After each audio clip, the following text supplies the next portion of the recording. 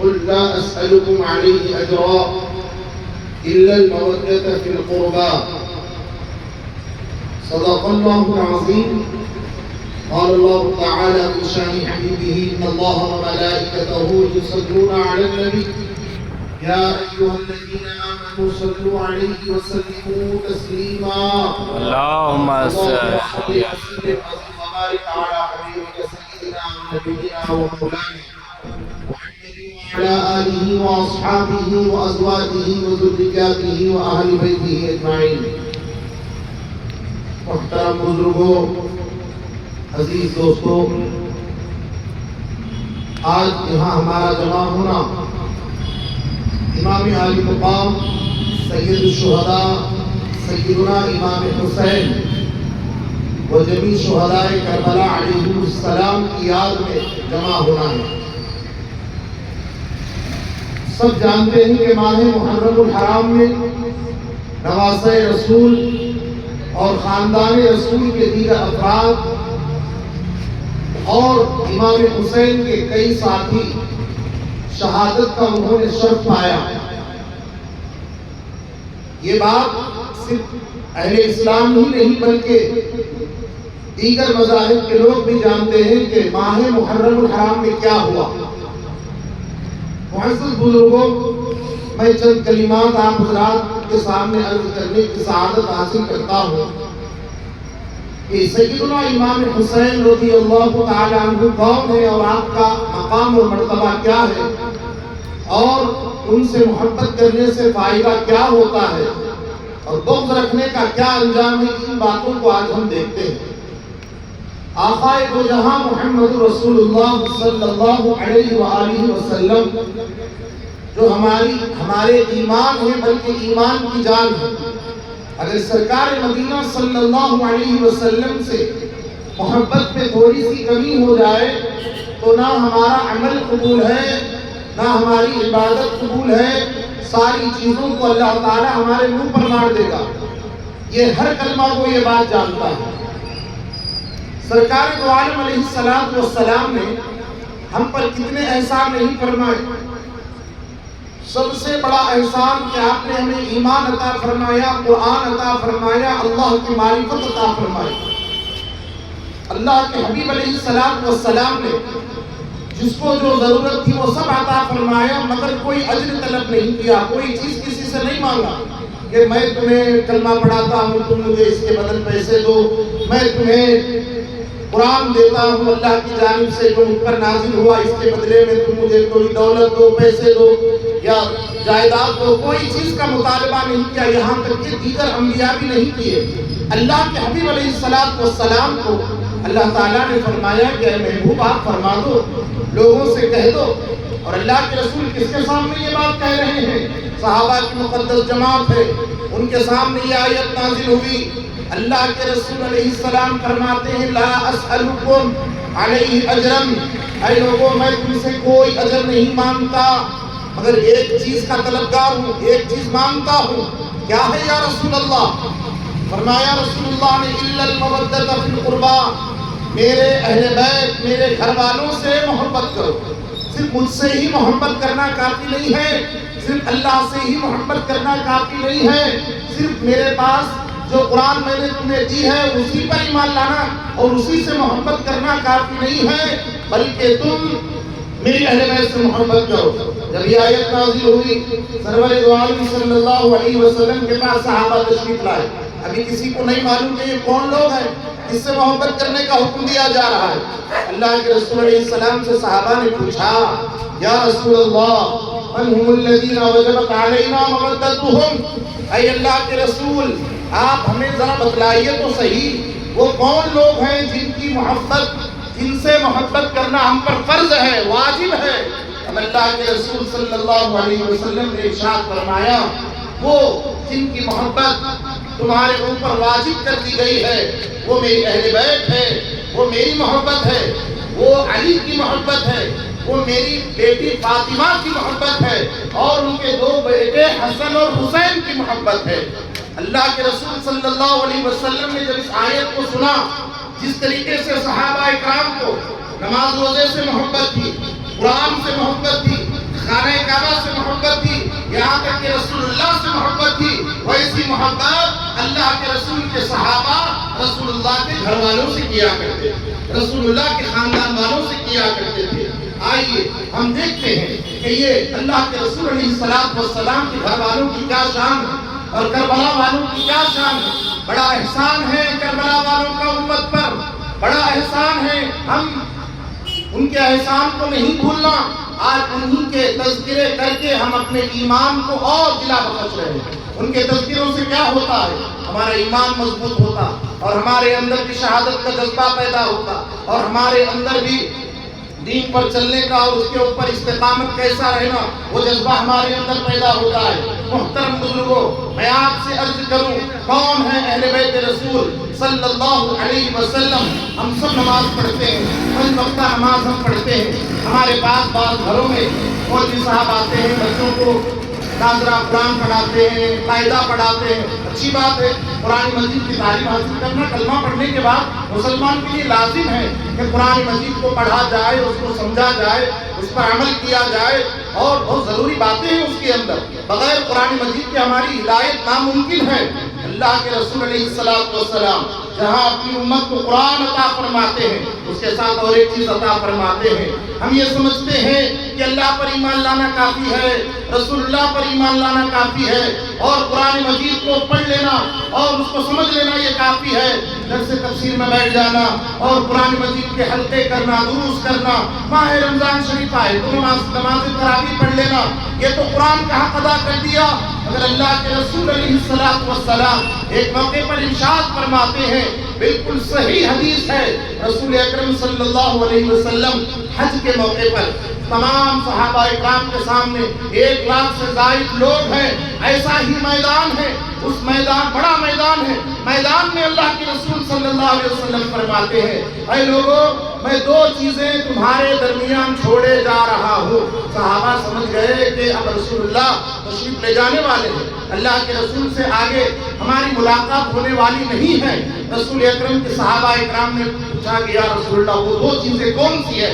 اللہ کے رسول نے فرمایا کہ قرآن مجید میں تمہارے درمیان چھوڑے جا رہا ہوں، جو مجھ پر نازل ہوئی ہے کتاب وہ میں لے نہیں جا رہا، بلکہ تمہارے پاس رہے گی، وہ تمہارے گھروں میں رہے گی، اور کئی بچے ہوں گے مدرسے میں پڑھیں گے، حافظ قرآن پڑھیں گے، قرآن تمہارے پاس رہے گی قرآن۔ اور ایک چیز کیا ہے یا رسول اللہ کے رسول نے فرمایا وہ اہل بیتی عطرتی، میری اہل بیت تمہارے درمیان چھوڑے جا رہا ہوں، میرے گھر والے تمہارے درمیان چھوڑے جا رہا ہوں۔ یہیں تک نہیں خاموش بیٹھے رسول اللہ، اذکرکم اللہ فی اہل بیتی، اذکرکم اللہ فی اہل بیتی، ہر کلمہ گو کو رسول پاک علیہ السلام کا یہ حکم ہے۔ اللہ کے رسول فرماتے ہیں میں قرآن بھی تمہارے درمیان چھوڑے جا رہا ہوں، میری اہل بیت بھی تمہارے درمیان چھوڑے جا رہا ہوں۔ معزز بزرگوں اور دوستو، اس حدیث کو سامنے رکھو، ہم کسی پر الزام نہیں لگاتے، نہ کسی کے ایمان کو ہم جو ہے ترازو کے اندر رکھ کر ہم تولنے کے قائل نہیں ہیں۔ ہر کلمہ کو جانتا ہے اس کا ایمان کس لیول کا ہے، صرف عرض کرنا یہ ہے ہم اس پیمانے کو سامنے رکھیں کہ ہم اللہ کے رسول علیہ السلام کی اس بات پر کتنا عمل کرتے ہیں۔ رسول اللہ فرماتے ہیں صرف قرآن نہیں ہے تمہارے پاس، اس کے ساتھ میری اہل بیت بھی ہے۔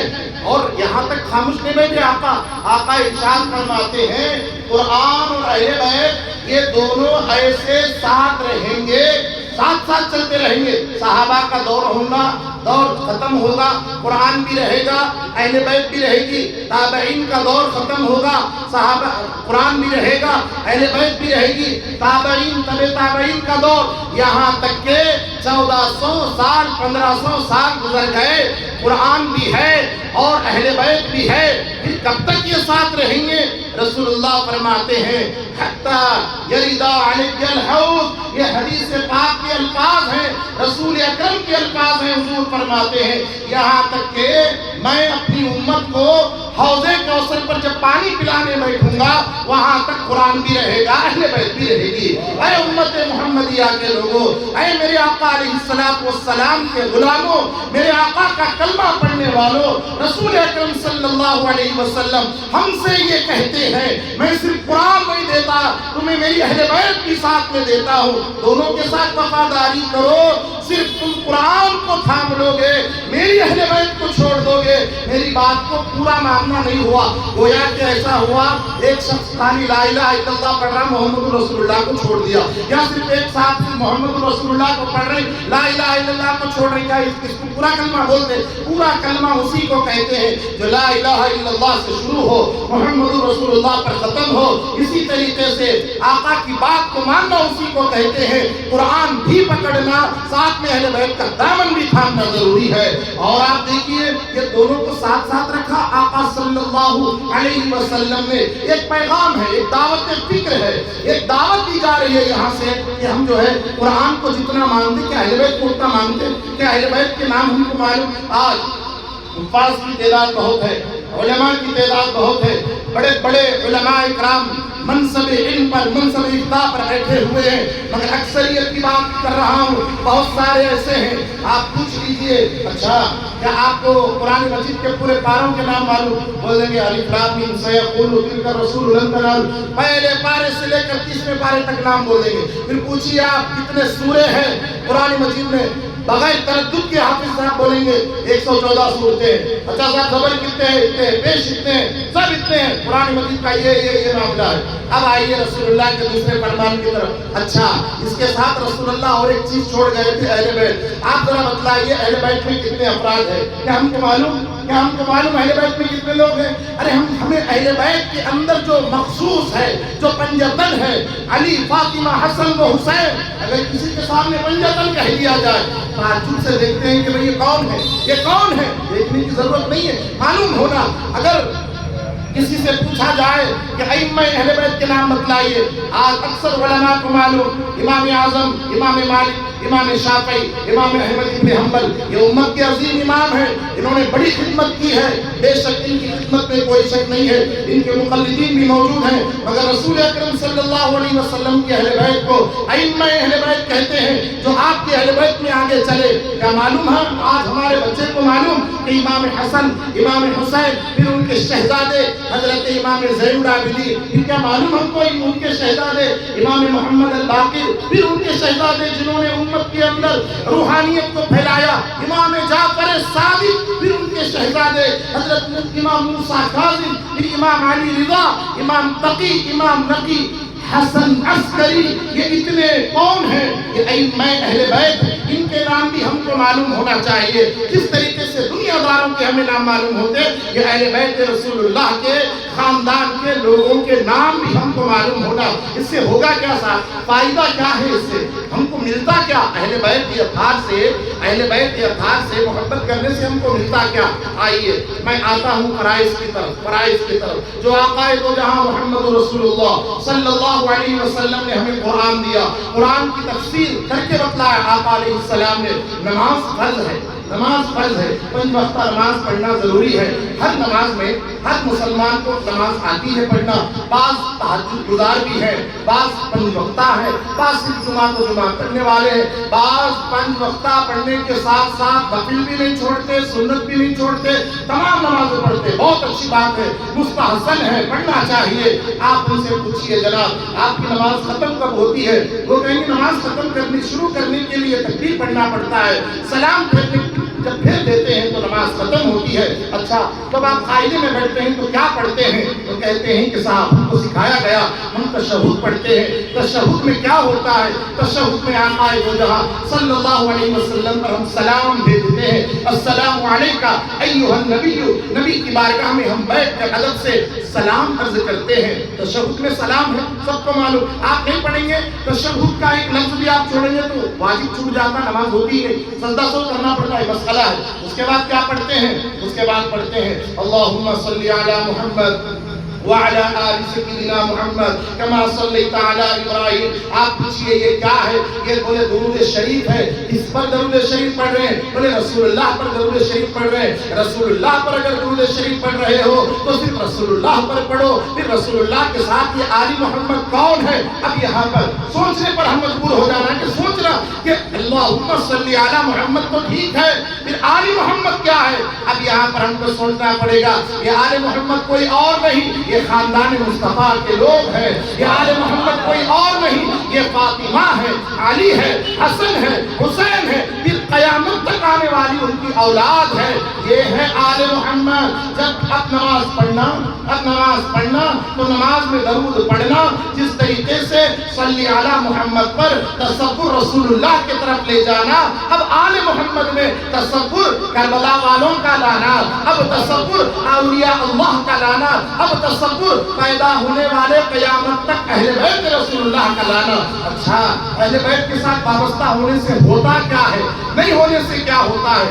آپ کو معلوم، جب قصص الانبیاء ہم پڑھتے ہیں، قصص الانبیاء، اس کے اندر ایک انبیاء علیہ السلام کے واقعہ، سیدنا نوح علیہ السلام کو کون نہیں جانتے صاحب؟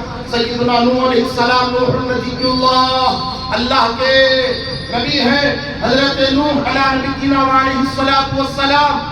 میں بالکل شارٹ انداز میں بول رہا ہوں، نوح علیہ السلام کے زمانے میں کیا واقعہ ہوا؟ طوفان آیا، اللہ کا حکم ہوا کہ کشتی بناؤ، وہ کشتی میں سوار ہو جاؤ، سارے لوگ سوار ہو گئے۔ طوفان آیا، ساری دنیا ڈوب گئی، بچے کون؟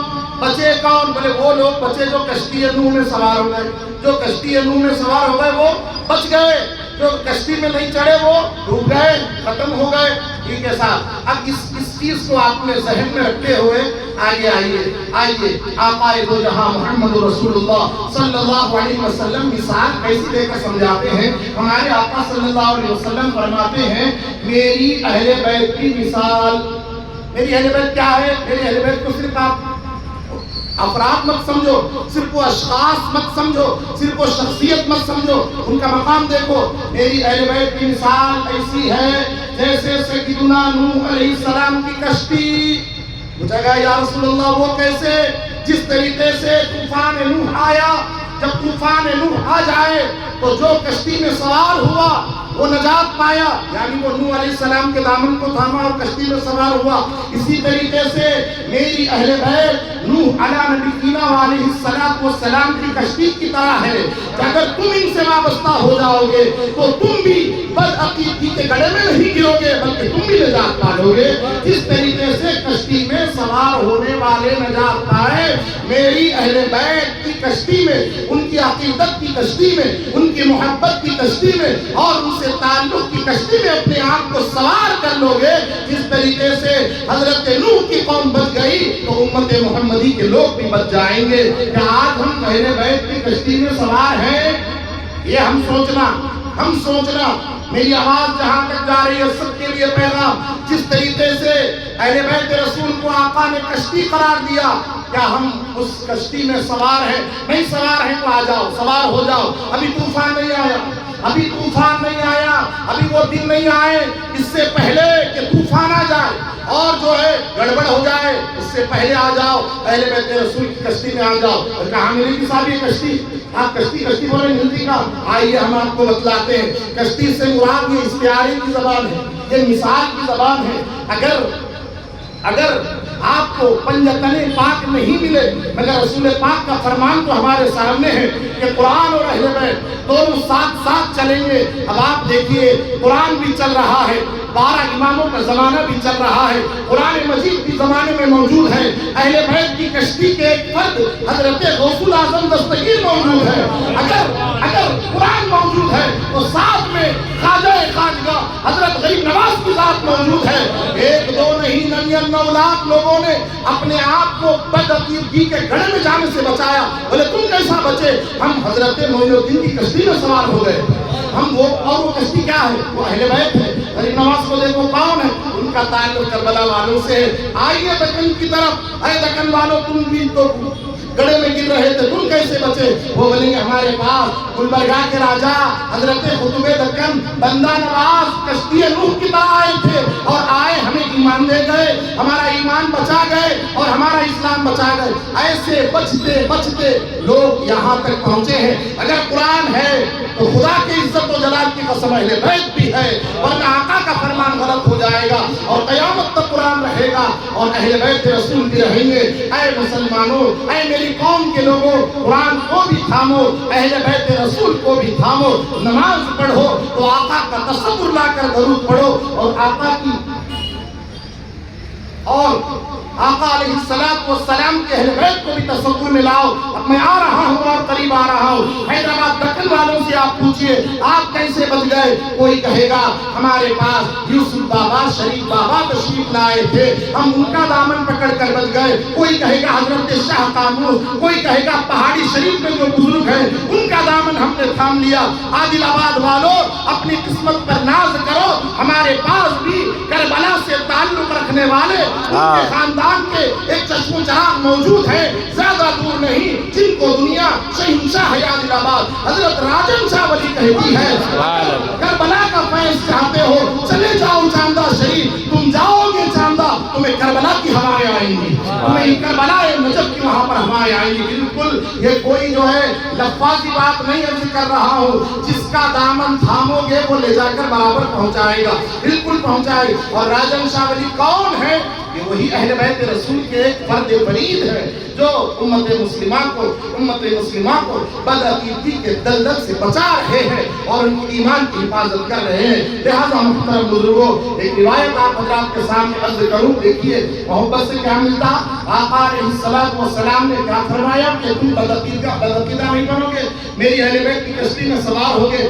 اچھا بغض رکھیں گے تو کیا ہوگا صاحب؟ بغض رکھیں گے, آئیے میں آپ کو بتلاتا ہوں بغض رکھنے والے کا کیا انجام. اہل بیت سے بغض رکھنے کے لیے کسی کو دوسرے مذہب کا ہونا ضروری نہیں ہے, دوسرے مذہب کا ہونا ضروری نہیں ہے. اہل بیت سے بغض رکھنے کے لیے یہودی, نصرانی, مجوسی ہونا ضروری نہیں ہے.